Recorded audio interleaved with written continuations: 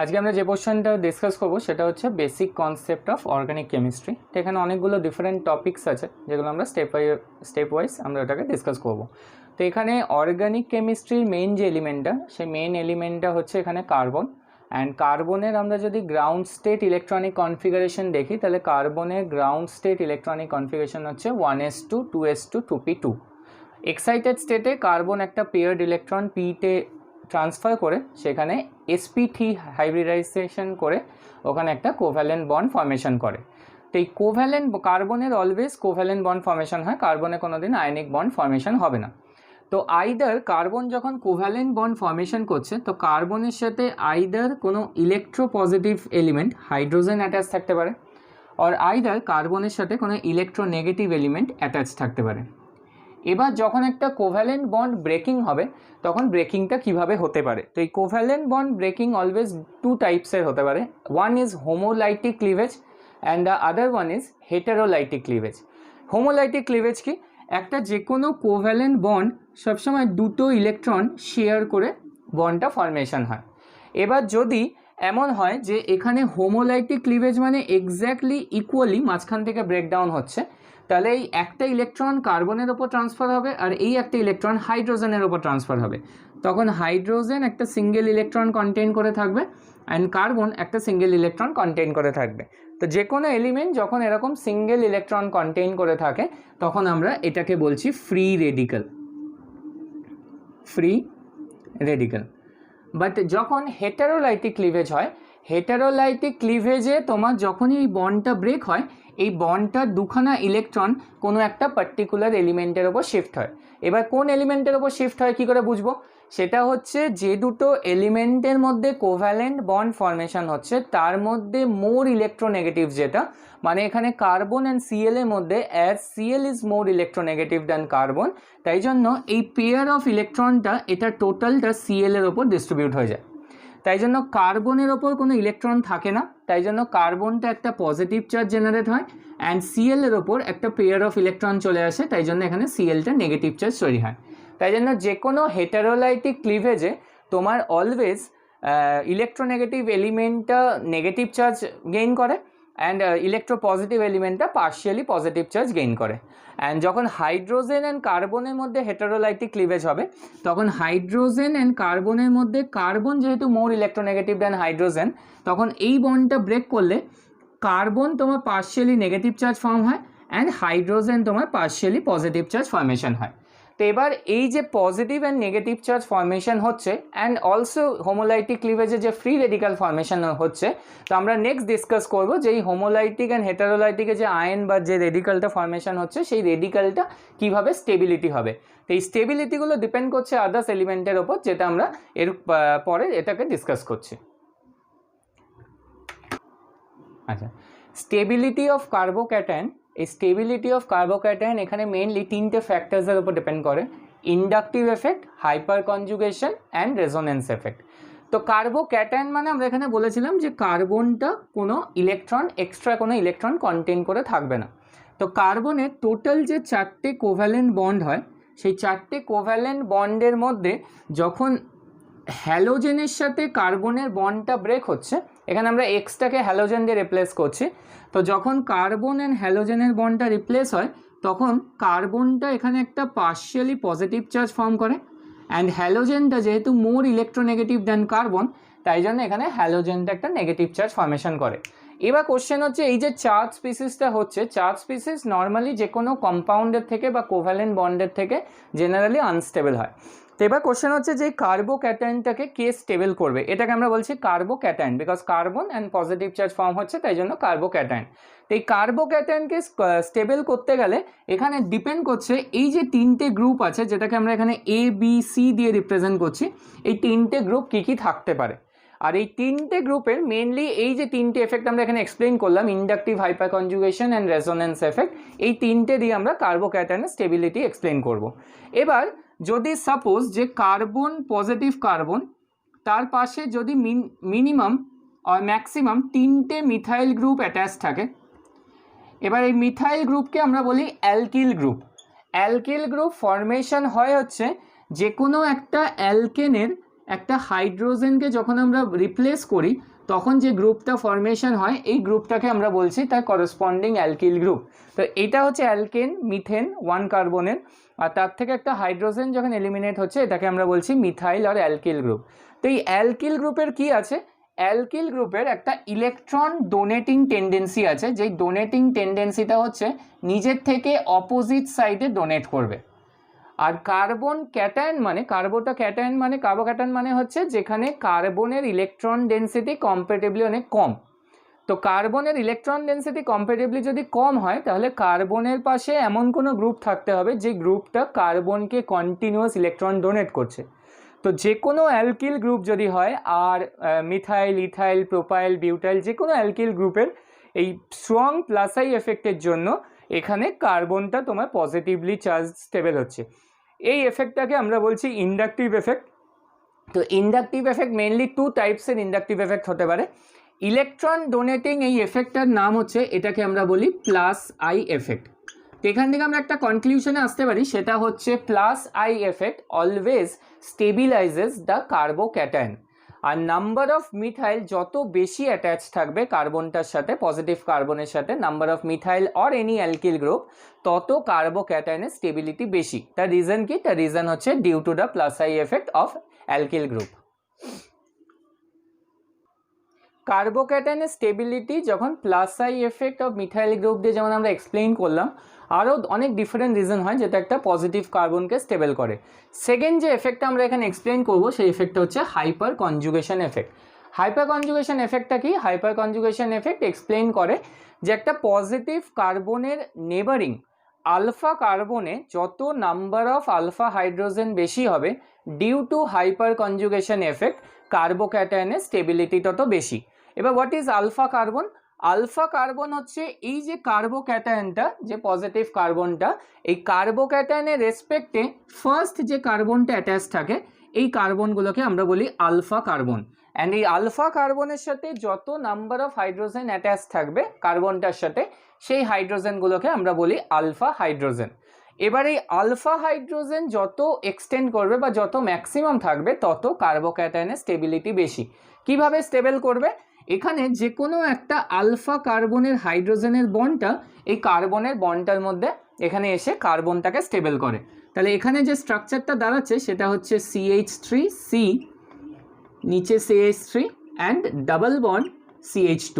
আর কার্বনের ওপর যে পজিটিভ চার্জটা ছিল সেই পজিটিভ চার্জটা হাইড্রোজেন এখানে ফ্রিলি H+ ফর্মে এখানে এক্সিস্ট করতে পারে। তো এরকমভাবে যেমন এই হাইড্রোজেনটা ব্রেকডাউন করেছে, তো সাইমালটেনিয়াসলি এইটাও ব্রেকডাউন করতে পারে, সাইমালটেনিয়াসলি এই হাইড্রোজেনগুলো ব্রেকডাউন করতে পারে। তো মেজরিটিতে হচ্ছে যে হাইড্রোজেনগুলো নিজের বন্ডটা ব্রেক করে এখানে এই পজিটিভ কার্বনটাকে স্টেবল করবে।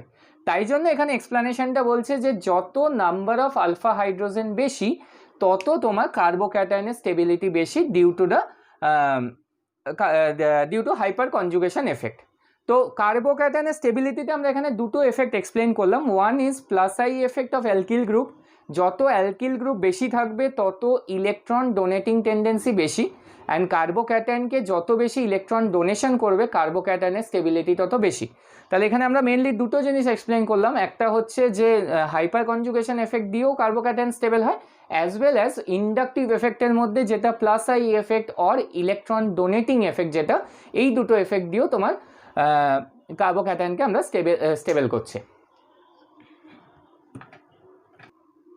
Plus I and hyper conjugation দিয়ে আমরা যেমন কার্বোক্যাটায়নের স্টেবিলিটি এক্সপ্লেন করি, তো আমরা ওখানে নেক্সট আরেকটা এক্সপ্লেনেশনের আরেকটা পয়েন্ট লিখেছিলাম, সেটা হচ্ছে রেজোনেন্স স্টেবিলিটি। তো যে কোনো পজিটিভ কার্বনের সাথে ডাইরেক্টলি যদি বেনজিন অ্যাটাচ থাকে, এটা হচ্ছে অ্যারোমেটিক বেনজিন গ্রুপ, তো বেনজিন অ্যাটাচ থাকলে এখানে বেনজিনের যে ডাবল বন্ডটা আছে সেই ডাবল বন্ডটা তোমার এখানে রোটেট করতে পারে। ডাবল বন্ডটা রোটেট করে এখানে ফার্স্টে ডাবল বন্ড CH2 হয়ে যাবে, দেন এই কার্বনটার একটা বন্ড যেহেতু ব্রেক করে এই কার্বনটার সাথে ফর্ম করেছে তাই জন্য এখানে একটা পজিটিভ চার্জ জেনারেট হবে।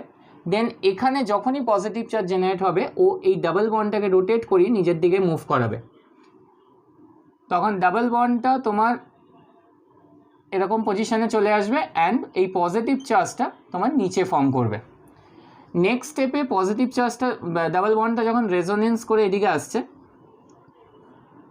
তখন পজিটিভ চার্জটা মাইগ্রেট করে এই পজিশনে যাবে, লাস্ট স্টেপে এই ডাবল বন্ডটা খুলে এখানটায় চলে আসবে কার্বন কার্বনের মাঝখানে।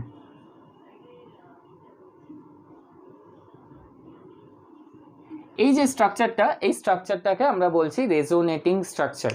আর যখনই বেনজিনের ভেতর থেকে ইলেকট্রন পেয়ারটা বাইরের দিকে মুভ করবে তখন আমরা এই এফেক্টটাকে বলি মাইনাস আর এফেক্ট। রেজোনেন্সের মধ্যে দুটো পার্ট হয়, মাইনাস আর অ্যান্ড প্লাস আর। আর ইন্ডাকটিভের মধ্যেও দুটো পার্ট হয়, একটা হচ্ছে মাইনাস আই, একটা হচ্ছে প্লাস আই। তো আমরা দেখলাম যে কার্বোক্যাটায়নকে স্টেবল করতে গেলে প্লাস আই এফেক্ট দিয়ে আমরা কার্বোক্যাটায়নের স্টেবিলিটি দেখেছি। অ্যান্ড এখানে যখনই অ্যারোমেটিক রিংয়ের ভেতর থেকে বাইরে তোমার ইলেকট্রন পেয়ারটা যখনই বাইরে শিফট হবে তখন এই কার্বোক্যাটায়ন, যেটা মেন কার্বোক্যাটায়ন ছিল, সেটা কিন্তু এই তিনটে স্ট্রাকচারে দেখো স্টেবল, বিকজ এখানে কোনো চার্জ ফর্মেশন হয়নি। আলটিমেটলি আবার ঘুরে ফিরে তারপর যখন আবার কার্বোক্যাটায়ন এসছে, বাট এখানে যে এতগুলো different type of structure form করেছে এটাকে আমরা বলছি resonating structure. And resonance stability যে কোনো ইন্ডাকটিভ এফেক্ট হাইপার কনজুগেশনের থেকে অলওয়েজ বেশি হয়। বাট এটা মাথায় রাখতে হবে যে কার্বোক্যাটায়নের সঙ্গে ডাইরেক্টলি বেনজিন অ্যাটাচ থাকতে হবে। যত নাম্বার অফ বেনজিন গ্রুপ বেশি অ্যাটাচ থাকবে তত রেজোনেন্স স্টেবিলিটি অনেক বেশি। তো এখানে ম্যাক্সিমাম যেহেতু তিনটে গ্রুপ আছে, কার্বোক্যাটায়ন মানে মিনিমাম একটা প্লাস চার্জ হবে অ্যান্ড তার সঙ্গে তিনটে গ্রুপ অ্যাটাচ থাকবে। তো ম্যাক্সিমাম তিনটে বেনজিন যদি অ্যাটাচ থাকে তাহলে সেই কম্পাউন্ডটা বা সেই কার্বোক্যাটায়নটার স্টেবিলিটি যে কোনো কম্পাউন্ডের থেকে বেশি। অ্যান্ড যখনই আমরা কম্পেয়ার করবো স্টেবিলিটিতে কার্বোক্যাটায়ন অ্যান্ড বেনজিনের মধ্যে তখন অলওয়েজ রেজোনেন্স স্টেবিলিটিটা মোর প্রিডমিনেন্ট ফ্যাক্টর। যে এক্সপ্লেনেশনগুলো আমরা একটু আগে করলাম সেই এক্সপ্লেনেশন দিয়ে এখানে অনেকগুলো ডিফারেন্ট কম্পাউন্ড আছে, টোটাল 8খানা কম্পাউন্ড। এই কম্পাউন্ডগুলো স্টেবিলিটির অর্ডার আমরা দেখব। তো আমরা আগেই বলেছি যে রেজোনেন্স স্টেবিলিটি সবসময় অ্যালকিল গ্রুপের প্লাস আই অ্যান্ড হাইপার কনজুগেশনের থেকে বেশি হয়। তো এখানে সবচেয়ে বেশি অ্যারোমেটিক রিং এখানে অ্যাটাচড আছে কার্বোক্যাটায়নটার সঙ্গে। তো আমরা আগেই দেখেছিলাম যে একটা সিঙ্গেল রিংয়ের সঙ্গে টোটাল 5টা রেজোনেটিং স্ট্রাকচার ফর্ম করতে পারছে, আর এখানে 3টে রিং আছে মানে টোটাল 15খানা রেজোনেটিং স্ট্রাকচার এখানে পসিবল। আর যত বেশি রেজোনেন্স স্ট্রাকচার এখানে পসিবল তত কার্বোক্যাটায়নের স্টেবিলিটি বেশি, তাই জন্য এখানে সবচেয়ে বেশি স্টেবল হচ্ছে 1। এবার আমরা যদি সেকেন্ডে আসি তাহলে এখানে দুটো বেনজিন গ্রুপ অ্যাটাচড আছে। তো এই দুটো বেনজিন গ্রুপ অ্যাটাচ মানে এর রেজোনেন্স এফেক্ট মোর দ্যান হবে দেন কম্পাউন্ড 3, তাই জন্য এখানে সেকেন্ড স্টেবিলিটির অর্ডারে আসছে কম্পাউন্ড 2। এবার এখানেও একটা বেনজিন অ্যাটাচড আছে, এখানেও একটা বেনজিন অ্যাটাচড আছে, এখানেও একটা বেনজিন অ্যাটাচড আছে। তো তিনটে কম্পাউন্ডেই যেহেতু একটা করে বেনজিন গ্রুপ অ্যাটাচড আছে তাই জন্য রেজোনেন্স স্টেবিলিটিটা এই তিনটেতেই সেম। যখন রেজোনেন্স স্টেবিলিটিটা সেম হয়ে যাবে তখন আমরা এক্সপ্লেইন করব যে তখন অ্যালকিল গ্রুপ কোথায় বেশি আছে। তো কম্পাউন্ড 5-এ যেহেতু দুখানা অ্যালকিল গ্রুপ আছে, তো এই দুখানা অ্যালকিল গ্রুপের plus I and hyperconjugation effect রেজোনেন্সের সঙ্গে এক্সট্রা স্টেবিলিটি দিচ্ছে, তাই জন্য থার্ড অর্ডারটাতে কম্পাউন্ড 5 আসবে। বিটুইন কম্প্যারিজন বিটুইন 3 অ্যান্ড 4, ফোর্থটাতে যেহেতু একটা মিথাইল গ্রুপের plus I and hyperconjugation effect আছে যেটা কম্পাউন্ড 3তে মিসিং, তাই জন্য এরপরে তোমার অর্ডারে আসবে 4, কম্পাউন্ড 4। তারপর হচ্ছে তোমার কম্পাউন্ড 3, কারণ ওখানে একটা শুধু জাস্ট বেনজিনের সাথে রেজোনেন্স হচ্ছে। এবার যদি আমরা 6, 7 অ্যান্ড 8-এর মধ্যে কম্পেয়ার করি, 6, 7 অ্যান্ড 8-এ কোনো রেজোনেন্স স্টেবিলিটি নেই, বাট এখানে তিনটে মিথাইল গ্রুপের স্ট্রং প্লাস আই অ্যান্ড হাইপার কনজুগেশনের জন্য এর স্টেবিলিটি তোমার এই তিনটের মধ্যে বেশি। নেক্সট হচ্ছে যেখানে দুটো মিথাইল গ্রুপ আছে তার স্টেবিলিটি, অ্যান্ড সবচেয়ে লিস্ট স্টেবল হচ্ছে এদের মধ্যে কম্পাউন্ড 8টা। তো আমরা এই যে অর্ডারটা আমরা এখানে লিখেছি এই অর্ডারটা বেসিক্যালি ফার্স্ট আমাকে যখনই কার্বোক্যাটায়নের স্টেবিলিটি আমরা এক্সপ্লেন করবো ফার্স্ট দেখবো বেনজিন রিং কতগুলো অ্যাটাচড আছে। More number of benzene ring attached with any carbocation greater will be its stability. এবার যদি বেনজিন গ্রুপ যেমন এখানে 3, 4 অ্যান্ড 5 তিনটেতেই বেনজিন গ্রুপটা সেম ছিল, যখন বেনজিন গ্রুপ কম্পারেটিভলি সেম হয়ে যাবে তখন আমরা দেখব যে পাশে অ্যালকিল গ্রুপ কত বেশি আছে। কম্পাউন্ড 5-এ তোমার অ্যালকিল গ্রুপ ম্যাক্সিমাম ছিল, তাই জন্য কম্পাউন্ড 5-এর স্টেবিলিটি 4 বা 3-এর থেকে বেশি। আর যদি অ্যারোমেটিক গ্রুপ না থাকে তখন আমরা এক্সপ্লেইন করব যে নাম্বার অফ অ্যালকিল গ্রুপ যত বেশি থাকবে তত কার্বোক্যাটায়নের স্টেবিলিটি বেশি। এবার এখানে আরেকটা জিনিস আমরা এক্সপ্লেন বলে দিচ্ছি, সেটা হচ্ছে একটা যে কোনো কার্বোক্যাটায়নের সাথে যদি 3টে কার্বন অ্যাটাচ থাকে ডাইরেক্টলি তখন আমরা সেটাকে বলবো 3 ডিগ্রি কার্বোক্যাটায়ন। যেমন এই কার্বোক্যাটায়নটাতে এখানে একটা কার্বন আছে, এখানে একটা কার্বন অ্যান্ড এখানে একটা কার্বন, তো এইটা যেহেতু 3টে কার্বনের সাথে অ্যাটাচ, তাই জন্য আমরা এটাকে 3 ডিগ্রি অর টার্সিয়ারি কার্বোক্যাটায়ন বলি। এইটাকে এখানে যেহেতু দুখানা কার্বনের সাথে অ্যাটাচড আছে আর একটা হাইড্রোজেনের সাথে অ্যাটাচড আছে, তাই জন্য এটাকে আমরা বলছি 2 ডিগ্রি অর সেকেন্ডারি। এইটা যেহেতু একটা কার্বনের সাথে অ্যাটাচ, তাই জন্য এটাকে আমরা 1 ডিগ্রি বলছি। সাইমালটেনিয়াসলি এইটা তোমার 3 ডিগ্রি, এইটা হচ্ছে তোমার 2 ডিগ্রি, এইটা 3 ডিগ্রি, এইটা 2 ডিগ্রি অ্যান্ড 1 ডিগ্রি। যদি কার্বোক্যাটায়নটা একটা কার্বনের সাথে অ্যাটাচ থাকে সেটাকে আমরা 1 ডিগ্রি আর প্রাইমারি বলি, দুটো কার্বনের সাথে অ্যাটাচ থাকলে সেটা 2 ডিগ্রি আর সেকেন্ডারি, অ্যান্ড 3টে কার্বনের সঙ্গে অ্যাটাচ থাকলে সেটা 3 ডিগ্রি আর টার্সিয়ারি। অ্যান্ড যত বেশি ফিনাইল গ্রুপ অ্যাটাচ থাকবে বা বেনজিন গ্রুপ অ্যাটাচ থাকবে ততটা স্টেবিলিটি সবচেয়ে ম্যাক্সিমাম হবে। এবার আমরা যেটা এক্সপ্লেন করবো সেটা হচ্ছে স্টেবিলিটি অফ কার্বো অ্যানায়ন। ডিফারেন্স কি কার্বোক্যাটায়ন অ্যান্ড কার্বো অ্যানায়নের মধ্যে? কার্বো অ্যানায়নেও 3টে বন্ড থাকে, কার্বোক্যাটায়নেও 3টে বন্ড থাকে, বাট কার্বো অ্যানায়নে একটা excess lone pair of electron থাকে যেটা কার্বোক্যাটায়নে অ্যাবসেন্ট। তাই জন্য এটাকে আমরা একটা পার্শিয়ালি নেগেটিভ চার্জ লিখি। কেন নেগেটিভ চার্জ লিখি? আমরা যখন চার্জ ক্যালকুলেশন করি এই 3খানা বন্ডে 3টে ইলেকট্রন হচ্ছে কার্বনের আর মাথায় একটা পেয়ার অফ ইলেকট্রন আছে, তাই জন্য এখানে টোটাল ভ্যালেন্স ইলেকট্রন যদি আমরা কাউন্ট করি তাহলে টোটাল ভ্যালেন্স ইলেকট্রন হচ্ছে 5। আর আমরা জানি যে কার্বনের আউটার সেলে 4 ইলেকট্রন থাকে, তো একটা ইলেকট্রন এক্সেস থাকছে, তাই জন্য এখানে কার্বনটা পার্শিয়ালি চার্জ হচ্ছে। তো পজিটিভ কার্বন কীভাবে স্টেবল হয়েছে আমরা আগেই দেখেছি, তো আমরা এখানে যেটা এক্সপ্লেন করবো সেটা হচ্ছে নেগেটিভ কার্বনকে কে স্টেবল করবে। তো কার্বো অ্যানায়ন মানে কি? কার্বো অ্যানায়ন মানে হচ্ছে যেখানে কার্বনের ওপর ইলেকট্রন ডেন্সিটি অনেক বেশি নর্মালের থেকে। ক্যাটায়ন মানে যেখানে ইলেকট্রন ডেন্সিটি কম, অ্যানায়ন মানে ইলেকট্রন ডেন্সিটি যেখানে বেশি। তো কার্বো অ্যানায়নকেও স্টেবল করার জন্য এখানে যেমন plus I and hyperconjugation effect আর রেজোনেন্স এফেক্ট যেমন স্টেবল করছিল, এখানেও কিছু গ্রুপস আছে যাদের কিছু এফেক্ট এখানে স্টেবিলিটি দেবে। তো এখানে ধরো আমি তিনটে গ্রুপ লিখেছি এক্স, ওয়াই অ্যান্ড জেড। তো এই 3টে গ্রুপের মধ্যে কোনো যদি ইলেকট্রোনেগেটিভ এলিমেন্ট হয়, মানে সাপোজ যদি ধরো আমি এক্সটাকে ফ্লুরিন, ক্লোরিন বা ব্রোমিন বা আয়োডিন ধরি, তাহলে এই গ্রুপগুলো যেহেতু মোর ইলেকট্রোনেগেটিভ, তাই জন্য এই গ্রুপগুলোর একটা টেন্ডেন্সি হচ্ছে সেটা হচ্ছে এই পেয়ার অফ ইলেকট্রনটাকে নিজের দিকে অ্যাট্রাক্ট করা। তো এই পেয়ার অফ ইলেকট্রন কার্বনের থেকে যত বেশি রিলিজ করতে পারবে এদেরকে আমরা বলি ইলেকট্রন রিলিজিং গ্রুপ। তো যত বেশি ইলেকট্রন রিলিজ করতে পারবে তত এই কার্বনটা স্টেবল হবে। এই ইলেকট্রন রিলিজিং এফেক্টটাকে আমরা এখানে বলি minus I effect. Plus I effect হচ্ছে যেটা ইলেকট্রন ডোনেটিং গ্রুপ যেটা স্টেবল করে কার্বোক্যাটায়নকে, মাইনাস আই এফেক্ট যেটা স্টেবল করে কার্বো অ্যানায়নকে। এবার মাইনাস আই এফেক্ট কাদের হতে পারে? জেনারেলি মোর ইলেকট্রোনেগেটিভ এলিমেন্ট যেমন fluorine, chlorine, bromine, iodine, oxygen, nitrogen, এরা তোমার কার্বো অ্যানায়নকে স্টেবল করে। সেকেন্ড আরেকটা রিজন হচ্ছে যে কার্বো অ্যানায়নের সাথে যদি ডাইরেক্টলি কোনো বেনজিন গ্রুপ অ্যাটাচ থাকে তখন এই কার্বনের যে লোন পেয়ারটা, এই লোন পেয়ারটা তোমার বেনজিন গ্রুপের সঙ্গে একটা রেজোনেন্স করতে পারে। তখন এই কার্বনের লোন পেয়ারটা তোমার এই পজিশনে চলে আসবে, তো নেগেটিভ চার্জটা এখানে শিফট হয়। মানে কোনো একটা কোভ্যালেন্ট বন্ড যখন ব্রেক করে কোনো একটা এলিমেন্টের ওপর যায় তখন সেই এলিমেন্টের ওপর অলওয়েজ নেগেটিভ চার্জ ফর্মেশন হয়। দেন এই নেগেটিভ চার্জটা বা এই লোন পেয়ারটা এই বন্ডটাতে পড়বে, নিচের বন্ডটা খুলে নিচে চলে যাবে।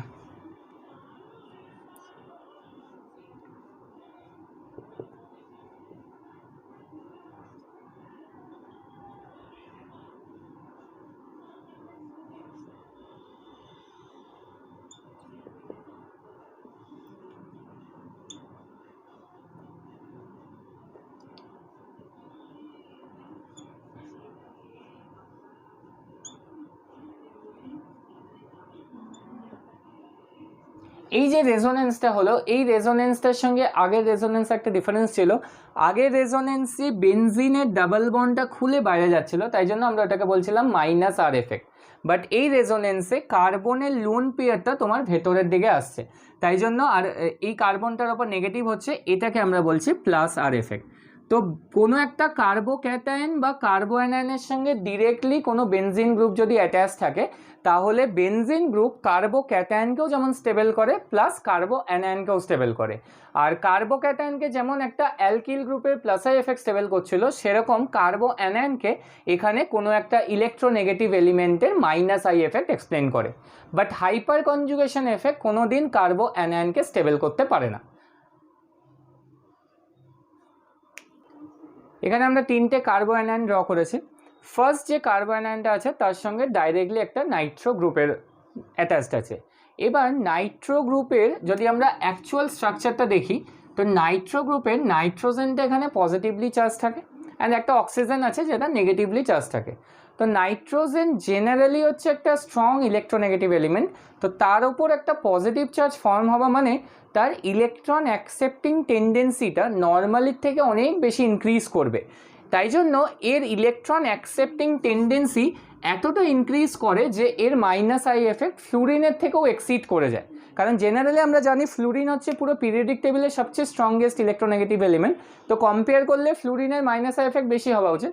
বাট এখানে NO2 গ্রুপের যেহেতু নাইট্রোজেনটা একটা পজিটিভ চার্জ গেইন করে থাকে, তাই জন্য NO2 গ্রুপের মাইনাস আই এফেক্টটা ফ্লুরিনকেও এক্সিড করে দেয়।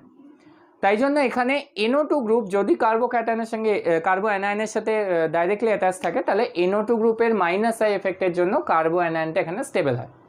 সিমিলারলি যদি কোনো একটা কার্বোঅ্যানায়নের সাথে কোনো কার্বনিল গ্রুপ অ্যাটাচ থাকে তখন এই কার্বনিল গ্রুপের সঙ্গে তোমার এই কার্বনের লোন পেয়ারটা রেজোনেন্স করে সেই কার্বোঅ্যানায়নটাকে স্টেবল করতে পারে।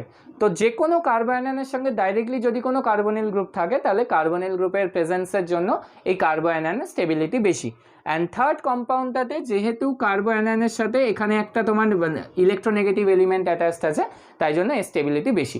তো আমরা যেহেতু রেজোনেন্সকে মোর প্রায়োরিটি দিই দেন এটা, আর NO2 গ্রুপের একটা স্ট্রং মাইনাস আই এফেক্ট আছে বলে, আর এখানেও কার্বনের লোন পেয়ারটা তোমার NO2-র সঙ্গে একটা এরকম রেজোনেন্স করতে পারে বলে এই কম্পাউন্ডটাকে যদি আমরা 1, 2 and 3 দিয়ে নাম্বারিং করি তাহলে 1-এর স্টেবিলিটি অনেক বেশি দেন 2 দেন 3। তাই জন্য এরকমভাবে আমরা কার্বোঅ্যানায়নকে স্টেবল করব।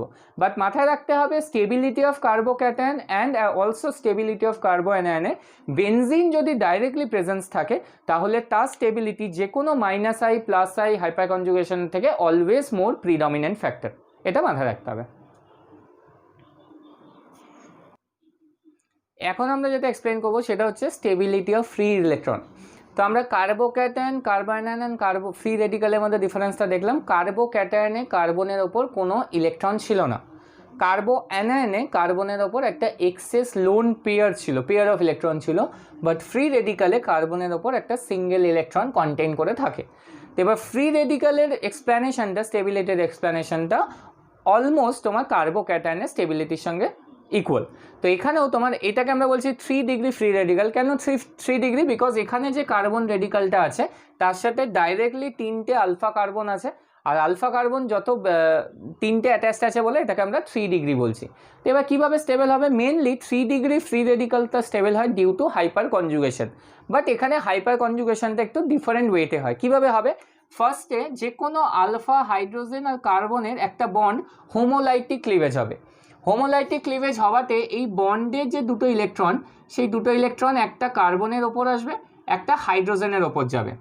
তো গেলে স্ট্রাকচারটা তোমার এরকম স্ট্রাকচার দাঁড়াচ্ছে, CH3C, এখানে একটা ডট, নিচে CH3, এখানে CH2, এখানে একটা ডট আর H ডট। এরকম দুটো 3টে ফ্রি রেডিক্যাল ফর্মেশন হলো। এবার এই যে দুটো কার্বনের মধ্যে যে ফ্রি রেডিক্যাল ফর্মেশন হচ্ছে তারা আবার এরকমভাবে একটা কোভ্যালেন্ট বন্ড ফর্মেশন করে এখানে নিজের স্টেবিলিটিটা গেইন করে। তাই জন্য এখানে আমরা যখন এক্সপ্লেন করছি তখন এরকমভাবে যত বেশি নাম্বার অফ আলফা হাইড্রোজেন থাকছে due to this type of hyperconjugation effect free রেডিক্যালের স্টেবিলিটি অনেক বেশি। তো এবার এরকম যখন এই বন্ডটা হাইড্রোজেনের বন্ডটা ব্রেক করতে পারছে তো সাইমালটেনিয়াসলি যতগুলো আলফা হাইড্রোজেন আছে, টোটাল 9খানা হাইড্রোজেন আছে, যে হাইড্রোজেনগুলো তোমার এই ফ্রি রেডিক্যালটাকে স্টেবল করবে। তাই জন্য কার্বোক্যাটায়ন হোক বা কার্বোঅ্যানায়ন হোক, 3 ডিগ্রি কার্বোক্যাটায়ন সবচেয়ে বেশি স্টেবল, দেন 2 ডিগ্রি, দেন 1 ডিগ্রি। ফ্রি রেডিক্যালের ক্ষেত্রেও সেম, যে 3 ডিগ্রি ফ্রি রেডিক্যাল সবচেয়ে বেশি স্টেবল, তারপর 2 ডিগ্রি, তারপর 1 ডিগ্রি। বা যখন আমরা কার্বো অ্যানায়নকে এক্সপ্লেন করব, যে এফেক্টগুলো ক্যাটায়নকে স্টেবল করে সেম এফেক্টগুলো অ্যানায়নকে আনস্টেবল করে। যেমন আমরা যখনই কার্বো অ্যানায়নের কনসেপ্টে আসছি, তো আমরা বলেছিলাম যে কার্বো ক্যাটায়নের পাশে যত বেশি মিথাইল গ্রুপ অ্যাটাচ থাকবে তত তার স্টেবিলিটি ইনক্রিজ করে। বাট কার্বো অ্যানায়নের ক্ষেত্রে উল্টো, কার্বো অ্যানায়নে যেহেতু অলরেডি কার্বনের একটা ইলেকট্রন ডেন্সিটি হাই, তার পাশে যদি কেউ ওকে কন্টিনিউয়াস ইলেকট্রন পুশ করে তাহলে স্টেবিলিটি নর্মালের থেকে কমে যাবে। তাই জন্য যদি আমরা 1 ডিগ্রি 2 ডিগ্রি আর 3 ডিগ্রির মধ্যে কম্পেয়ার করি, তাহলে 2 ডিগ্রিতে যেহেতু দুটো মিথাইলের প্লাস আই এফেক্ট আছে, তাই জন্য 2 ডিগ্রি কার্বো অ্যানায়ন বেশি আনস্টেবল, 1 ডিগ্রি কার্বো অ্যানায়ন বেশি stable, then 3 degree carbanion. তো stability of carbocation and free রেডিকালে সবসময় 3 ডিগ্রিটা মোস্ট স্টেবল, তারপর 2 ডিগ্রি, তারপর 1 ডিগ্রি। বাট কার্বো অ্যানায়নের ক্ষেত্রে তোমার 1 degree is greater than 2 degree is greater than 3 degree. এবার যদি সাপোজ কোথাও 1 ডিগ্রির মধ্যে বেনজিন থেকে যায়, বেনজিন থাকলে ডাইরেক্টলি অ্যাটাচ, তাহলে কার্বো ক্যাটায়নও যেমন স্টেবল হবে অ্যাজ ওয়েল অ্যাজ কার্বো অ্যানায়নও স্টেবল হবে। কার্বো ক্যাটায়নকে আমরা বলেছি plus I and hyperconjugation effect stable করে, তার সাথে রেজোনেন্স এফেক্ট স্টেবল করে। কার্বো অ্যানায়নের ক্ষেত্রে মাইনাস আই এফেক্ট স্টেবিলিটি দেয় অ্যাজ ওয়েল অ্যাজ তোমার রেজোনেন্স এফেক্ট স্টেবিলিটি দেয়। আর ফ্রি রেডিকালের স্টেবিলিটি অনলি আমরা এক্সপ্লেন করব in terms of hyper conjugation. তো এরকমভাবে আমরা একটা কার্বো ক্যাটায়ন, কার্বো অ্যানায়ন আর ফ্রি রেডিকালকে স্টেবল করলাম। এবার এই স্টেবিলিটির এক্সপ্লেনেশনের বেসিসে আমরা নেক্সট যেটা ডিসকাস করব সেটা হচ্ছে সাবস্টিটিউশন অ্যান্ড এলিমিনেশন রিয়াকশন, যেটা কিভাবে পসিবল হচ্ছে এখানে, সেইটা টোটালি এই কনসেপ্টের উপর ডিপেন্ড করছে যে কে বেশি স্টেবল বা কোনো একটা কার্বো ক্যাটায়নের পাশে কোন গ্রুপ থাকলে বেশি স্টেবল হয়। তো আমরা তখন যখন দেখবো তখনই এক্সপ্লেনেশন করবো যে কার্বো ক্যাটায়নের পাশে বেনজিন বা নাম্বার অফ মিথাইল যত বেশি অ্যাটাচ থাকবে তত স্টেবল, আর কার্বো অ্যানায়নের পাশে কোনো ইলেকট্রোনেগেটিভ এলিমেন্ট বা বেনজিন যদি থাকে তাহলে কার্বো অ্যানায়ন স্টেবল। তো তার বেসিসে আমরা রিয়াকশানসগুলো পড়বো, বাট এখানে এইটা ভালো করে মনে রাখতে হবে।